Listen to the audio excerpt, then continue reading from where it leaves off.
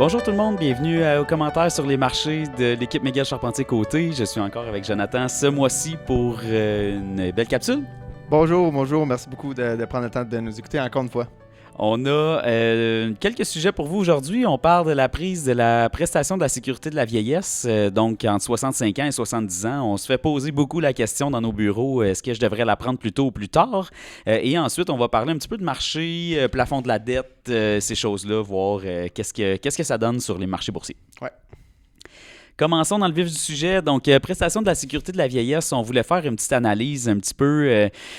Pourquoi la prestation de la sécurité de la vieillesse? C'est que c'est le même chiffre pour tout le monde. Donc, pour la Régie des rentes, il y a des facteurs additionnels. Là. Ça sera peut-être une capsule future. Pour la prestation de la sécurité de la vieillesse, c'est le même chiffre pour tout le monde. C'est la même pension pour tout le monde. Vous avez le choix d'apprendre à 65 ans ou à 70 ans. Et on voit souvent la comparaison qui est faite du graphique suivant là, qui dit, ben si je la prends à 70 ans, ben je récupère mon argent à peu près à 83 ans. Donc, il faut que je vive plus longtemps qu'à 83 ans pour que ça vaille la peine de reporter ma pension. Par exemple, ce qu'on a fait comme analyse, on vous montre le petit tableau. Le but, c'est pas de comprendre le tableau. Il y a beaucoup de chiffres là-dedans, là, mais c'est simplement quelqu'un qui retire 1 000 $ par mois. Ben, il prend un peu de sa prestation de la sécurité de la vieillesse, il retire un petit peu de son REER, il y a de l'impôt qui s'applique là-dedans. Donc, quand on met tout ça ensemble, on voulait voir un petit peu la différence sur les deux situations.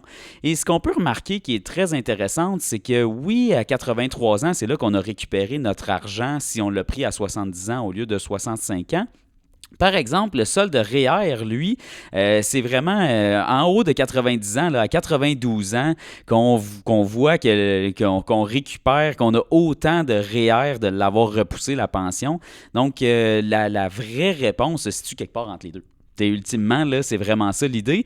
Donc, si vous vivez plus longtemps qu'entre 83 et 90, ça vaut la peine de la repousser. Si on vit moins longtemps, mais ça vaut la peine de la prendre à 65 ans. Encore là, ça va dépendre des autres revenus de pension, de la Régie des rentes du Québec et des autres investissements. Donc, il y a plusieurs choses à prendre en compte. Mais c'est juste quelque chose qu'on voulait amener la réflexion un petit peu, que c'était pas si facile que ça de choisir là, à 65 ans ou à 70 ans. Il y a beaucoup d'autres facteurs à prendre en compte, dont celui des placements qu'on doit retirer entre 65 et 70 pour notre retraite si on repousse cette pension-là. Côté marché, allons-y tout de suite. Donc, tu voulais nous parler un peu du plafond de la dette? Oui, le plafond de la dette. Donc, on en entend beaucoup parler dans les médias dernièrement. Donc, en fait, la question est, est-ce que c'est nouveau? Mais la réponse est non, pas du tout. En fait, le plafond de la dette là, a été négocié quand même 78 fois depuis 1960, là, la date où est-ce que ça a été implanté. Fait que non, c'est vraiment pas nouveau. Puis, le déroulement, le processus des négociations, c'est comme une tradition, c'est à peu près toujours la même chose. Donc, qu'est-ce qui se passe? Les négociations commencent. Ensuite, les deux partis, donc les démocrates et les républicains, vont se chicaner, évidemment. Ils vont rendre ça un petit peu pénible et ils vont étirer ça très, très, très longtemps jusqu'à habituellement s'entendre à la dernière minute et parfois même, comme on l'a déjà vu, ils ont même déjà passé la date limite. Cependant, c'est sûr qu'il peut y avoir des conséquences. C'est pas ce que les deux parties veulent, évidemment. Mais la dette, les États-Unis, malgré tout, n'ont jamais fait de défaut sur la dette parce que ça serait juste dévastateur pour les deux parties. Il n'y aurait aucun gagnant, dans le fond, dans cette histoire-là. Mais, effectivement, c'est déjà arrivé, des arrêts des activités gouvernementales à cause que ils se sont entendus après la date limite. C'est plus, les effets sont plus perturbateurs à court terme que dévastateurs. Donc, souvent, ça va se résulter pour les marchés en plus de volatilité, une correction temporaire. Mais ultimement, après 2-3 mois, une fois que c'est réglé, tout revient à la normale puis on n'en parle plus. Fait que non, c'est ça. En fait, c'est un petit peu à ça qu'on s'attend. Là. Ils devraient effectivement s'entendre. La question est quand. Mais ultimement, il ne devrait pas avoir de conséquences long terme sur le marché. Non, j'ai l'impression que tu as raison là-dessus. Là. C'est vraiment juste temporaire. Puis ça fait partie des médias de tout le temps avoir une petite incertitude et quelque chose. Ouais. Mais ça devrait être juste court terme. Ça va se régler. Comme les 78 autres fois que c'est arrivé. Exactement. Côté marché aussi, ben justement par rapport à ça, ce qu'on voulait aussi faire le parallèle, c'est qu'il y a beaucoup de gens qui disent depuis quand qu'on va récupérer nos sous? Hein? C'est quand Ouais. qu'on va récupérer le 31 décembre 2022 où on était à un sommet historique? Ce qu'on voulait sortir comme chiffre qui est intéressant, c'est vous voyez à l'écran en ce moment tous les sommets historiques par décennie qu'il y a eu. Donc, dans la décennie 2000-2020, il y a eu 103 sommets historiques et dans les 2010, il y a eu 241 sommets historiques.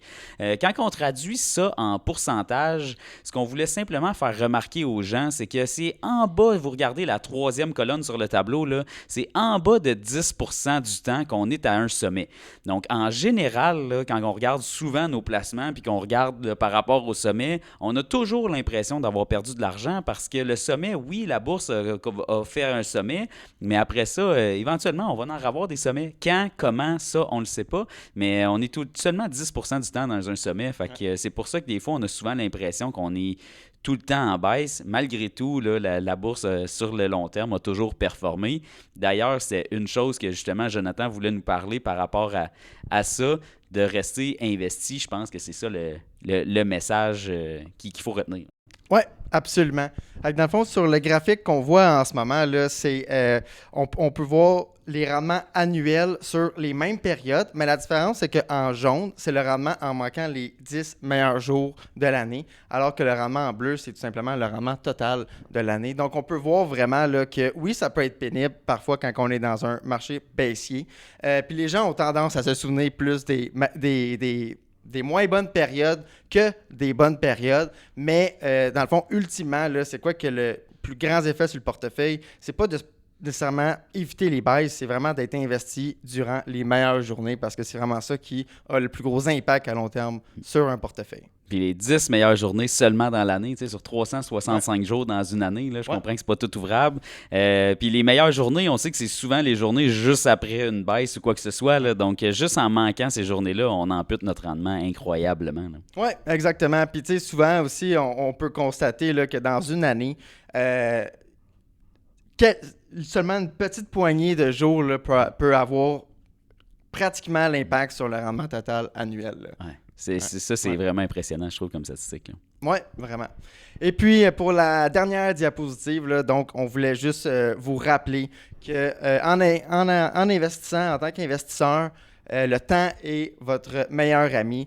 Donc, on peut voir là, sur le graphique en haut, en fait, premièrement, qu'il y a beaucoup plus de périodes positives que de périodes négatives. Par contre, les périodes négatives sont beaucoup plus courtes, mais beaucoup plus intenses. Donc, le marché baisse beaucoup plus rapidement, mais pendant moins longtemps. Puis, en parallèle, on peut voir le graphique juste en bas que ça, c'est quand même intéressant de voir là, que sur les périodes mobiles de 10 ans, c'est jamais arrivé que le rendement boursier a été négatif.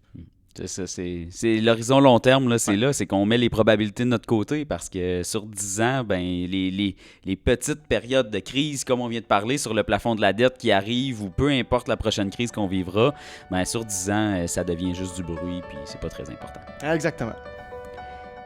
Merci beaucoup de nous avoir écoutés encore une fois ce mois-ci. S'il y a quoi que ce soit, si vous avez des questions, n'hésitez pas, vous savez comment nous rejoindre.